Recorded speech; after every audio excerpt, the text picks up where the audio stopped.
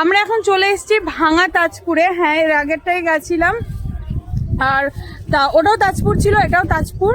এখানে এরকম ছোট ছোট হোটেল জাতীয় স্টল, একটাই সমুদ্র, চারদিক দিয়ে ঘিরে, আর স্পটে স্পটে আলাদা আলাদা জায়গার নাম রয়েছে। কিন্তু জায়গাগুলো খুব সুন্দর, নিরিবিলি, কোনো ভিড় ভাট্টা নেই, আর খুব সুন্দর জায়গা। মানে এখানে আসলে আর বাড়ি ফেরার কোনো ইচ্ছা করবে না।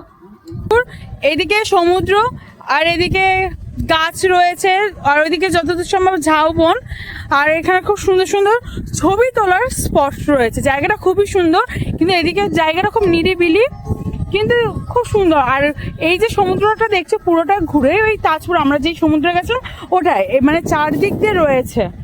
এখনো অনেকে স্নান করছে, ওই দূরে দেখা যাচ্ছে, কিন্তু ওয়েদারটা খুব সুন্দর। কি গো, তোমার কেমন লাগছে এসে? এর আগে এসছো এখানে? হ্যাঁ এসছি, এবার যখন এসেছিলাম তখন তো আর এই গাছগুলো ভাঙা ছিল না, যেহেতু গাছগুলো ভাঙা পড়েছে বলে যার জন্য এই জায়গাটাকে ভাঙা তাজপুর বলা হয়।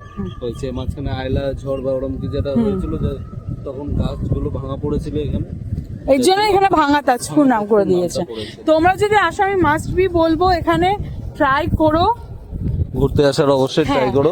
আর তার থেকেও বড় কথা, এখানে আসলে খুব সুন্দর সুন্দর ছবি তোলা যাবে। আর এখানেও ভালো স্পট তৈরি হয়ে গেছে, মানে খাবার দোকান ফোকান সবই আছে, কোনো অসুবিধা নেই। আর যতদূর সম্ভব এখানে প্রায় টাইম, মানে বছরে একবার করে, মানে যার টোটোতে আমরা আসলাম তিনি বললেন যে যখন ঝড় আসে পুরো এদিকে জলে ঢেকে যায়, মানে গ্রাম যেগুলো আছে সেগুলো জলে ভেসে যায় চারদিকটা।